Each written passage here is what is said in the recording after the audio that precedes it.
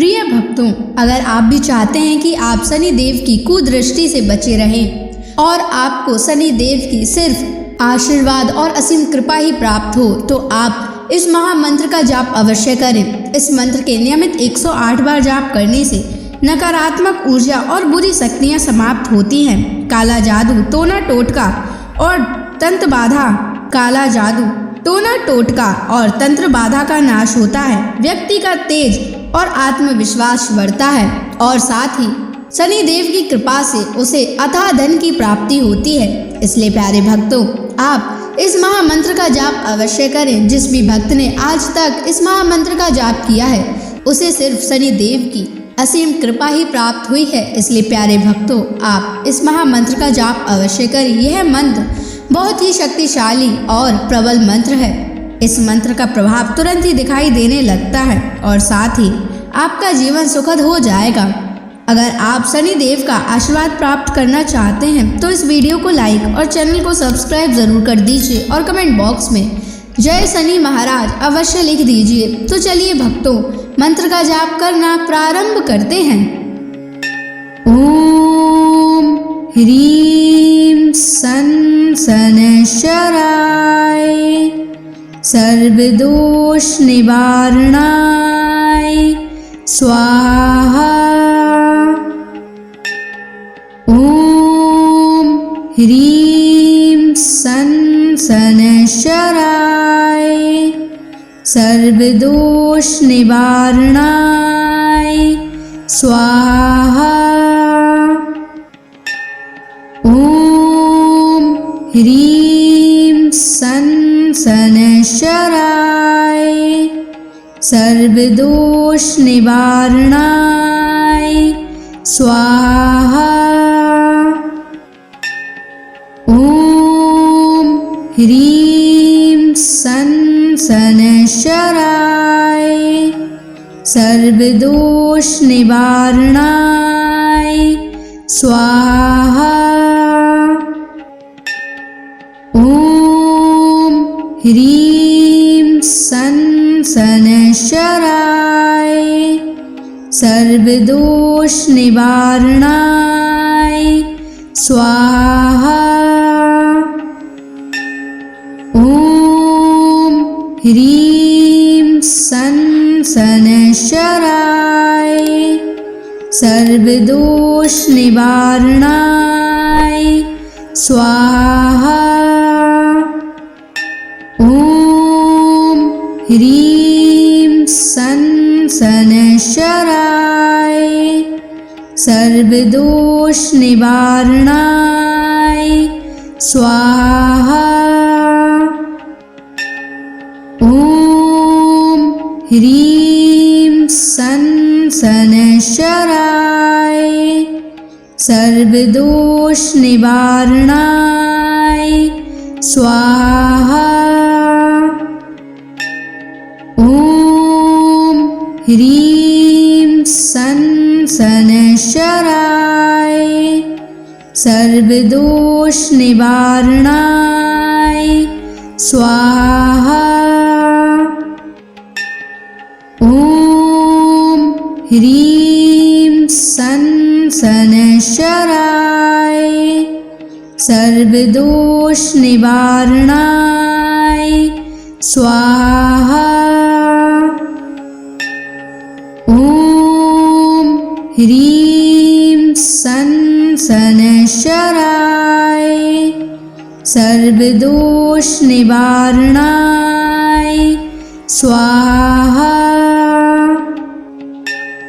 ओम ह्रीं सन शनैश्चराय सर्वदोष निवारणाय स्वाहा। ओम ह्रीं सन शनैश्चराय सर्वदोष निवारणाय स्वाहा। ओम ह्रीं सन शनैश्चराय सर्वदोष निवारणाय स्वाहा। ॐ ह्रीं सन् शनैश्चराय सर्वदोषनिवारणाय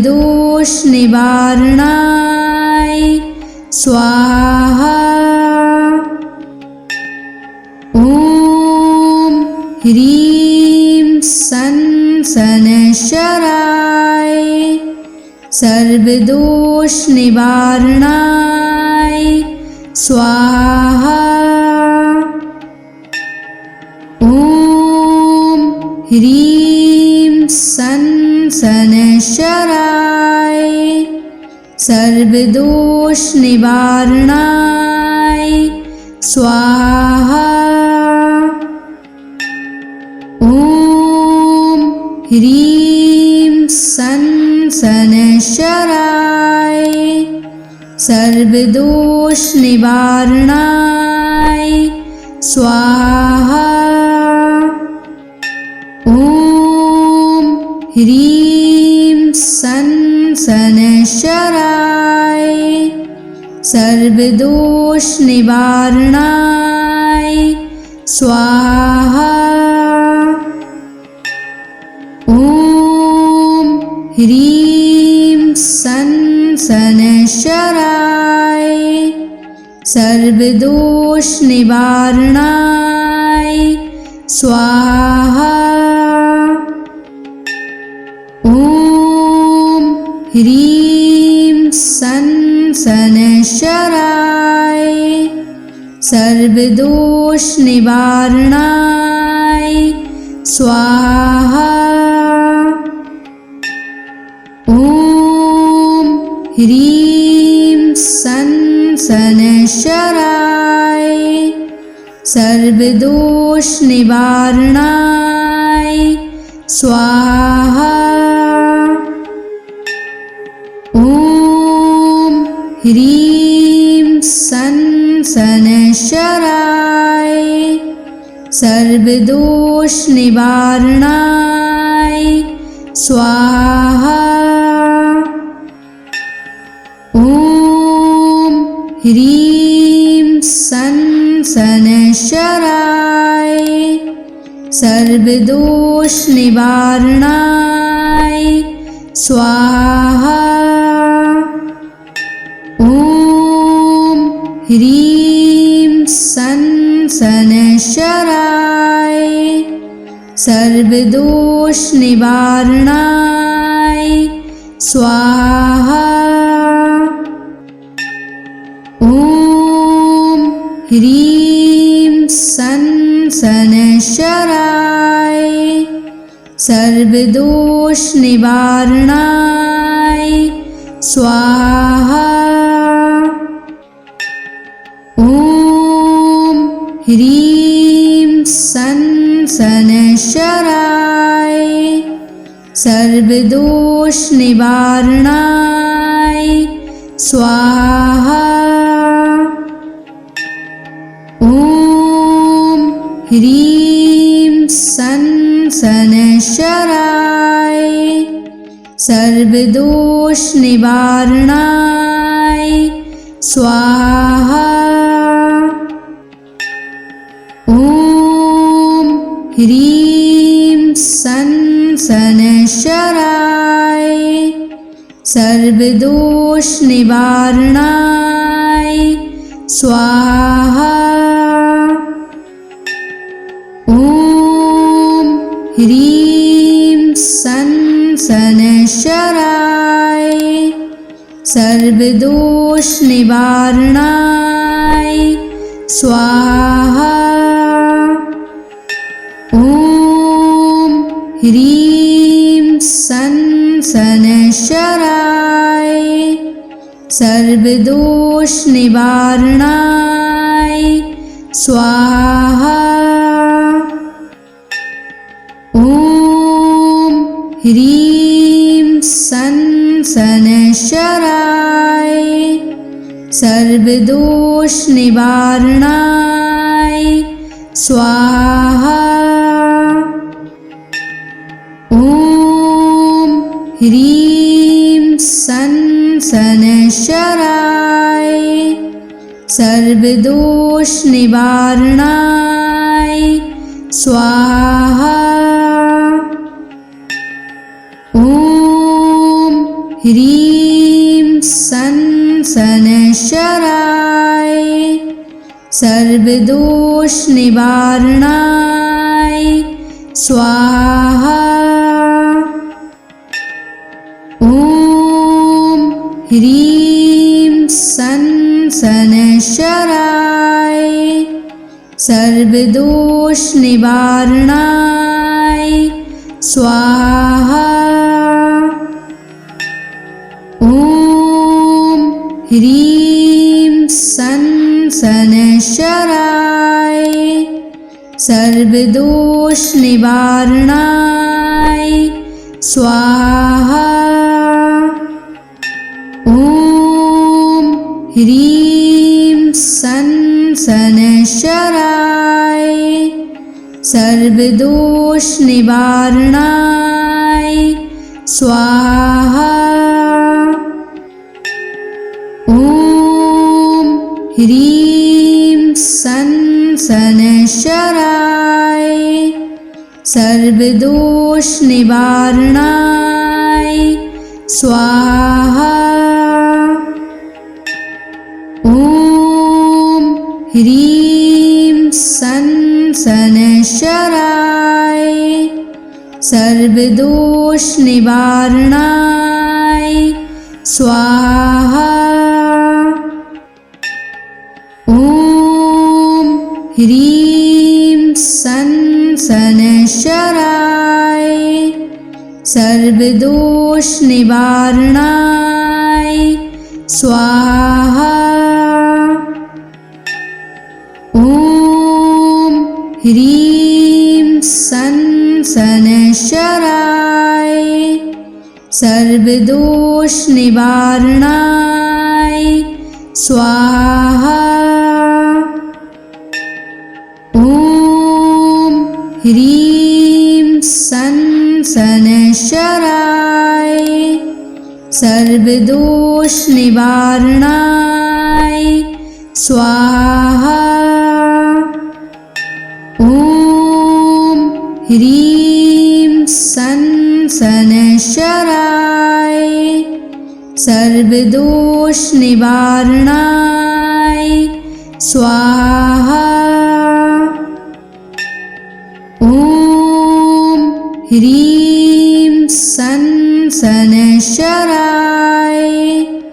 सर्वदोष निवारणाय स्वाहा।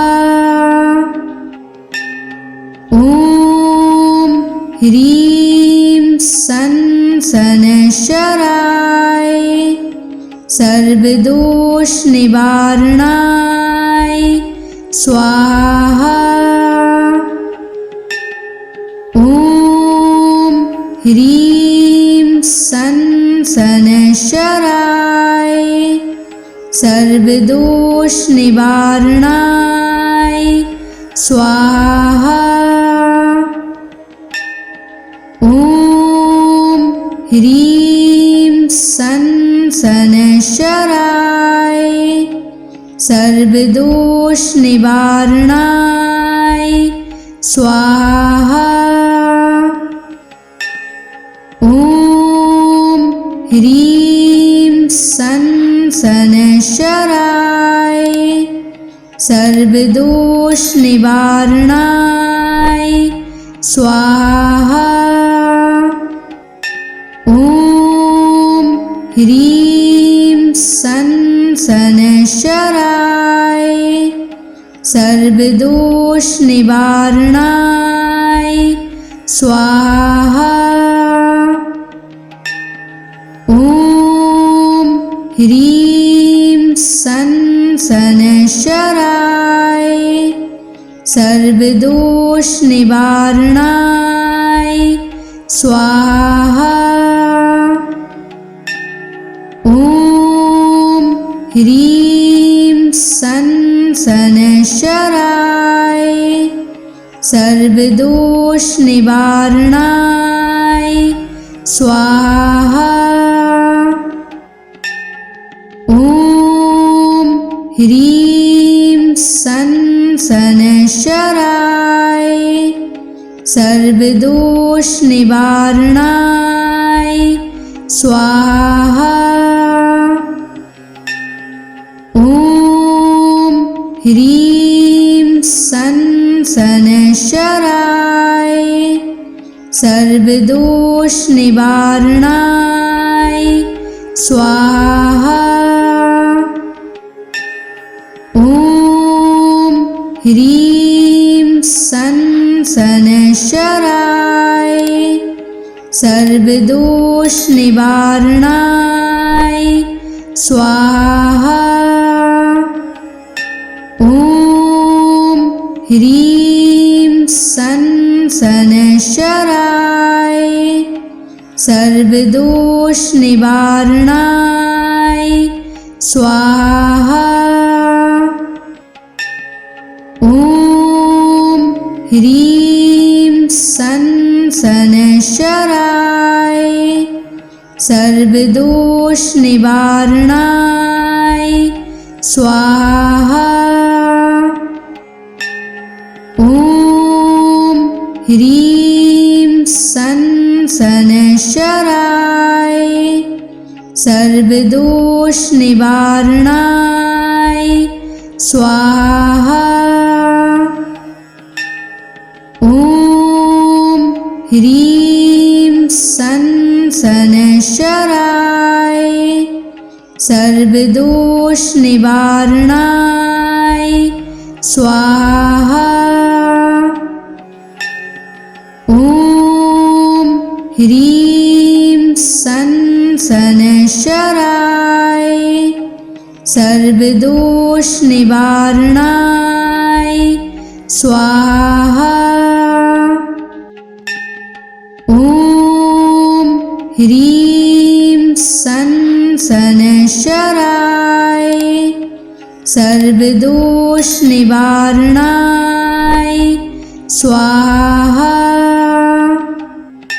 ॐ ह्रीं सन शनैश्चराय सर्वदोष निवारणाय स्वाहा।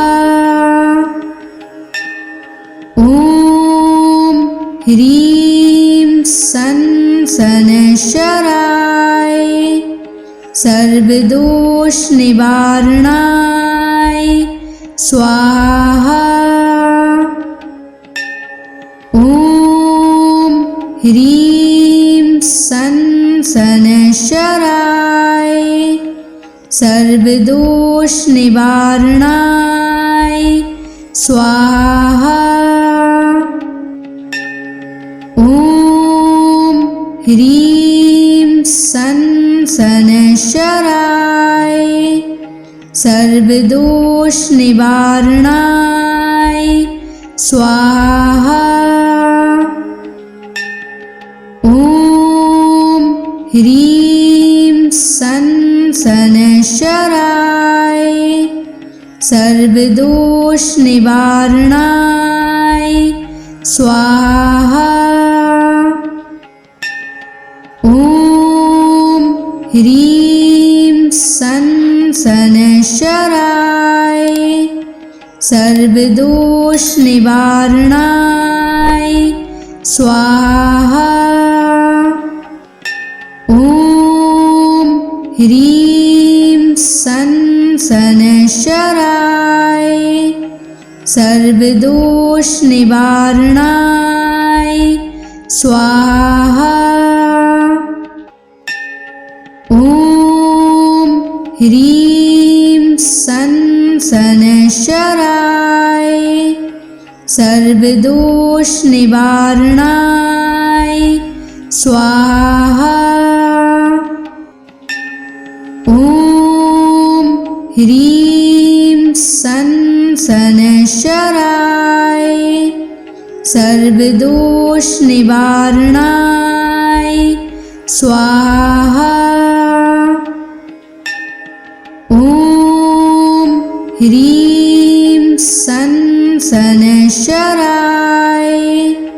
सर्वदोष निवारणाय स्वाहा। ॐ ह्रीं सन् शनैश्चराय सर्वदोषनिवारणाय स्वाहा। ॐ ह्रीं सन् शनैश्चराय सर्वदोषनिवारणाय स्वाहा। ॐ ह्रीं सन् शनैश्चराय सर्वदोषनिवारणाय स्वाहा। ॐ ह्रीं सन् शनैश्चराय सर्वदोषनिवारणाय स्वाहा। ॐ ह्रीं सन् शनैश्चराय सर्वदोषनिवारणाय स्वाहा। ॐ ह्रीं सन् शनैश्चराय सर्वदोषनिवारणाय स्वाहा। ॐ ह्रीं सन् शनैश्चराय सर्वदोषनिवारणाय स्वाहा। ॐ ह्रीं सन् शनैश्चराय सर्वदोषनिवारणाय स्वाहा। ॐ ह्रीं सन् शनैश्चराय सर्वदोषनिवारणाय स्वाहा। ॐ ह्रीं सन् शनैश्चराय सर्वदोषनिवारणाय स्वाहा। ॐ ह्रीं सन् शनैश्चराय सर्वदोषनिवारणाय स्वाहा। ॐ ह्रीं सन् शनैश्चराय सर्वदोषनिवारणाय स्वाहा। ॐ ह्रीं सन् शनैश्चराय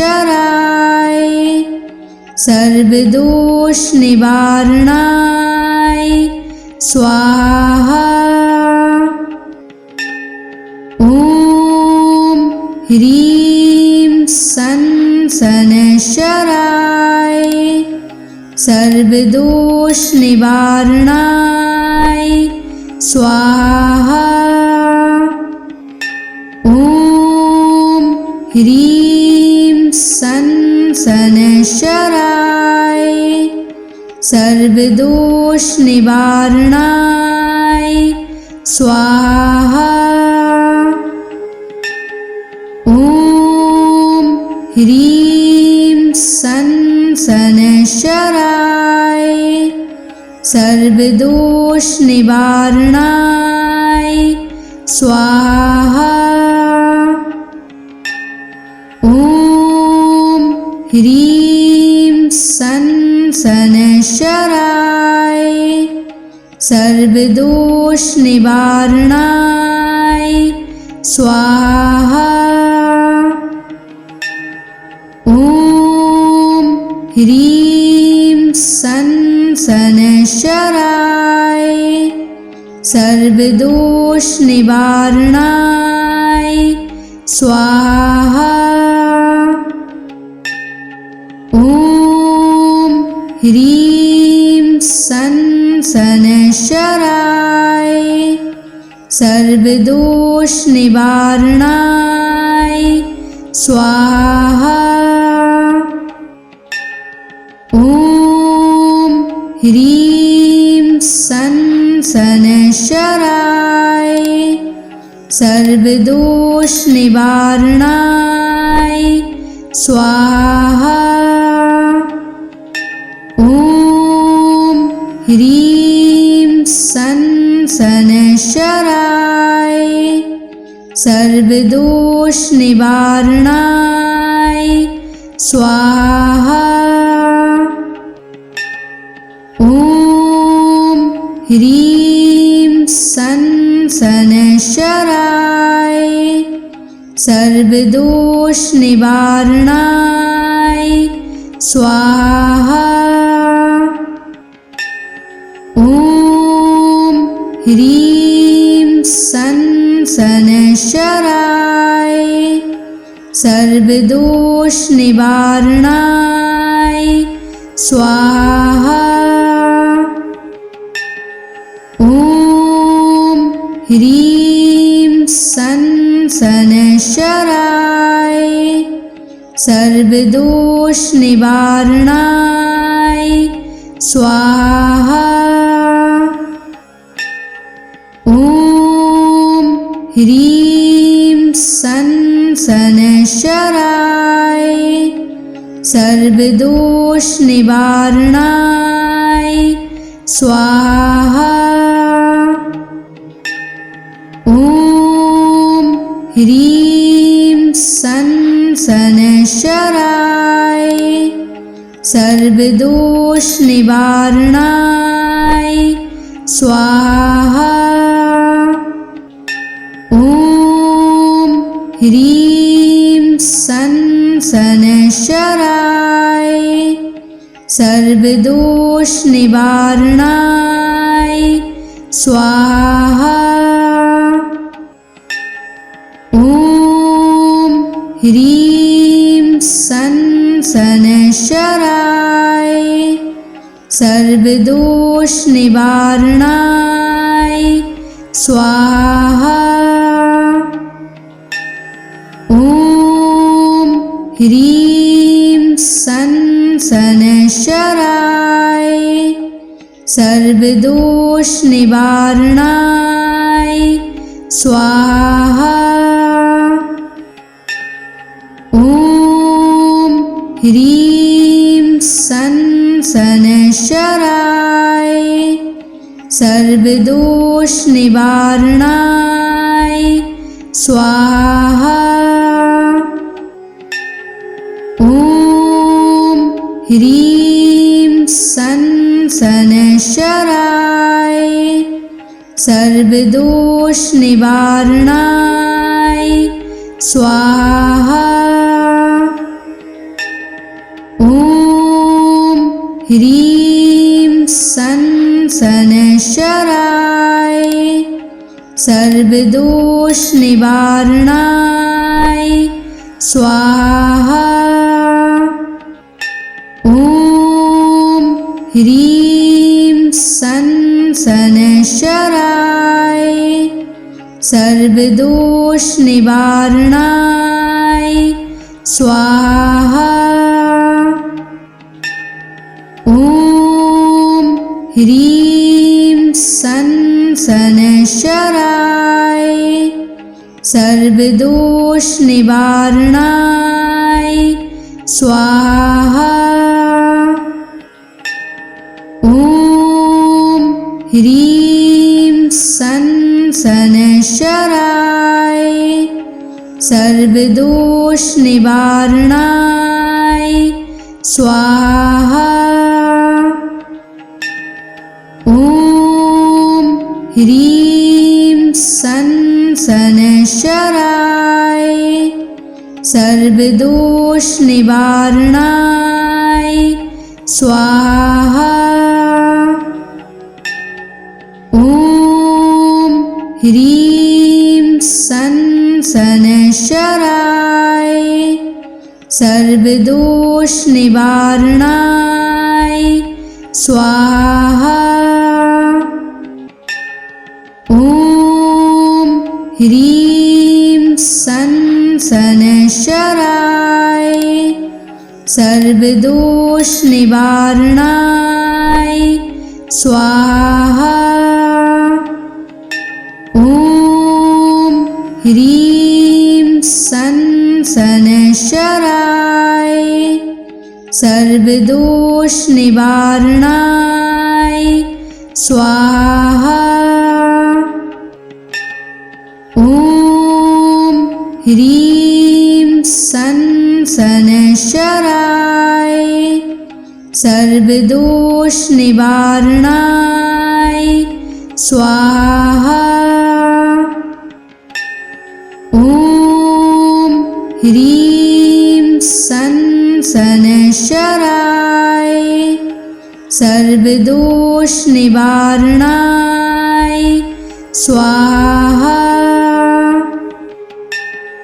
ॐ ह्रीं सन शनैश्चराय सर्वदोषनिवारणाय स्वाहा। ॐ ह्रीं सन शनैश्चराय सर्वदोषनिवारणाय स्वाहा। ॐ ह्रीं सन शनैश्चराय सर्वदोषनिवारणाय स्वाहा। ॐ ह्रीं सन शनैश्चराय सर्वदोषनिवारणाय स्वाहा। ॐ ह्रीं सन शनैश्चराय सर्वदोषनिवारणाय स्वाहा। ॐ ह्रीं सन शनैश्चराय सर्वदोषनिवारणाय स्वाहा। ॐ ह्रीं सन शनैश्चराय सर्वदोषनिवारणाय स्वाहा। ॐ ह्रीं सन शनैश्चराय सर्वदोषनिवारणाय स्वाहा। ॐ ह्रीं सन शनैश्चराय सर्वदोषनिवारणाय स्वाहा। ॐ ह्रीं सन शनैश्चराय सर्वदोषनिवारणाय स्वाहा। ॐ ह्रीं सन शनैश्चराय सर्वदोषनिवारणाय स्वाहा।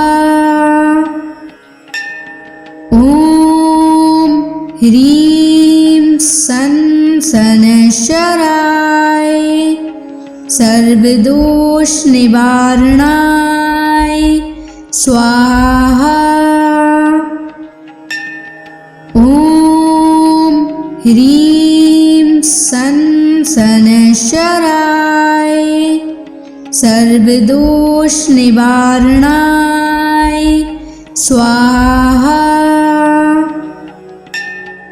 ॐ ह्रीं सन शनैश्चराय सर्वदोषनिवारणाय स्वाहा। ॐ ह्रीं सन शनैश्चराय सर्वदोषनिवारणाय स्वाहा। ॐ ह्रीं सन् शनैश्चराय सर्वदोषनिवारणाय स्वाहा। ॐ ह्रीं सन् शनैश्चराय सर्वदोषनिवारणाय स्वाहा। ॐ ह्रीं सन् शनैश्चराय सर्वदोषनिवारणाय स्वाहा। ॐ ह्रीं सन् शनैश्चराय सर्वदोषनिवारणाय स्वाहा। ॐ ह्रीं सन् शनैश्चराय सर्वदोषनिवारणाय स्वाहा। ॐ ह्रीं सन् शनैश्चराय सर्वदोषनिवारणाय स्वाहा। ॐ ह्रीं सन् शनैश्चराय सर्वदोषनिवारणाय स्वाहा। ॐ ह्रीं सन् शनैश्चराय सर्वदोषनिवारणाय स्वाहा। ॐ ह्रीं सन् शनैश्चराय सर्वदोषनिवारणाय स्वाहा। ॐ ह्रीं सन् शनैश्चराय सर्वदोषनिवारणाय स्वाहा। ॐ ह्रीं सन् शनैश्चराय सर्वदोषनिवारणाय स्वाहा। ॐ ह्रीं सन् शनैश्चराय सर्वदोषनिवारणाय स्वाहा। ॐ ह्रीं सन् शनैश्चराय सर्वदोषनिवारणाय स्वाहा। ॐ ह्रीं सन् शनैश्चराय सर्वदोषनिवारणाय स्वाहा। ॐ ह्रीं सन् शनैश्चराय सर्वदोषनिवारणाय स्वाहा। ॐ ह्रीं सन् शनैश्चराय सर्वदोषनिवारणाय स्वाहा।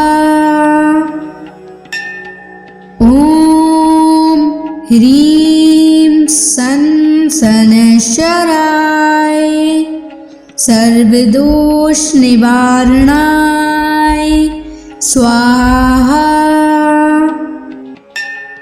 ॐ ह्रीं सन् शनैश्चराय सर्वदोषनिवारणाय स्वाहा।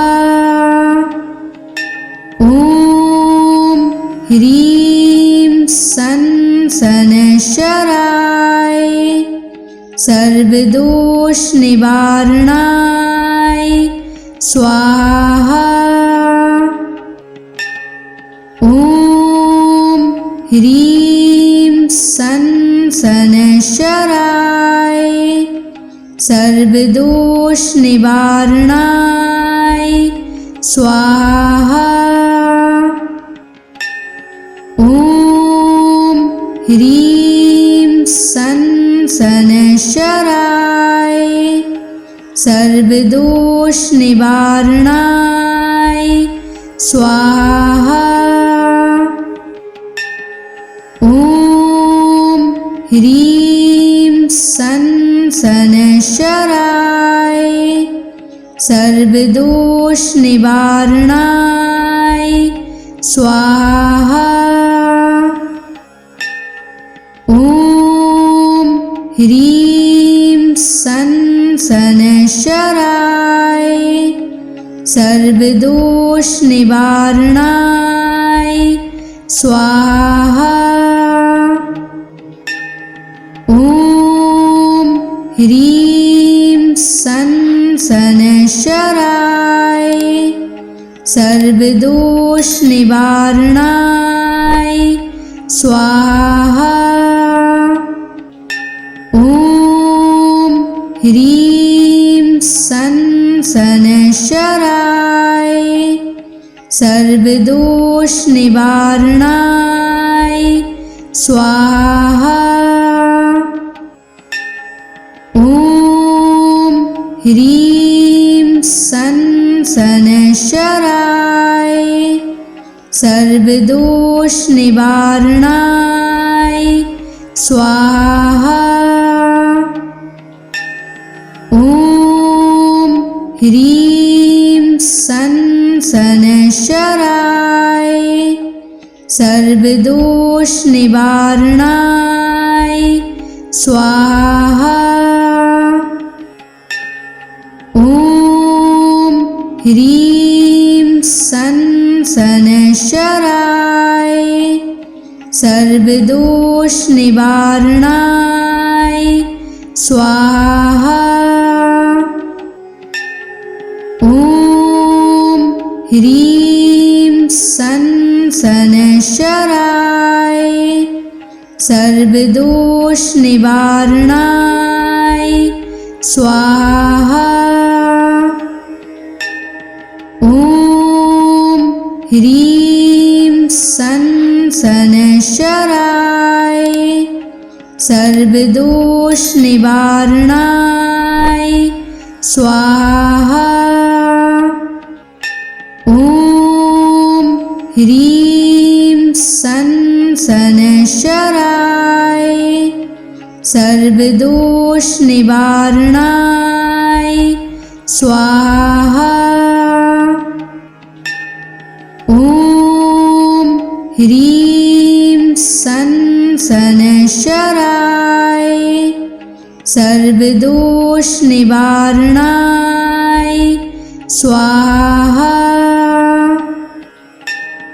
ॐ ह्रीं सन् शनैश्चराय सर्वदोष निवारणाय स्वाहा। ॐ ह्रीं सन् शनैश्चराय सर्वदोष निवारणाय स्वाहा। ॐ ह्रीं सन् शनैश्चराय सर्वदोष निवारणाय स्वाहा। ॐ ह्रीं सन् शनैश्चराय सर्वदोष निवारणाय स्वाहा।